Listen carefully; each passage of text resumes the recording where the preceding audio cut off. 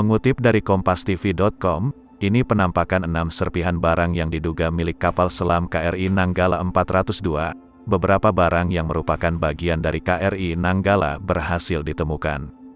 Beberapa benda yang ditemukan merupakan pipa pendingin, peluru tabung torpedo, pelumas periskop kapal selam, alas salat milik ABK dan spon untuk penahan panas di dalam kapal selam.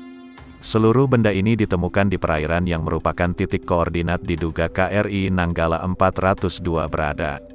Salah satu barang yang ditemukan adalah pelumas periskop yang digunakan di KRI Nanggala 402. Pelumas itu ditemukan di dalam sebuah botol.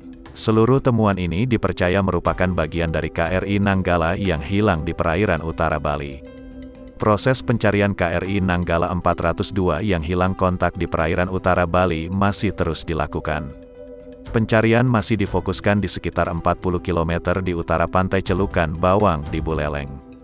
Pencarian KRI Nanggala hari ini memang masih difokuskan di wilayah utara dengan jarak sekitar 40 km di utara pantai Celukan Bawang.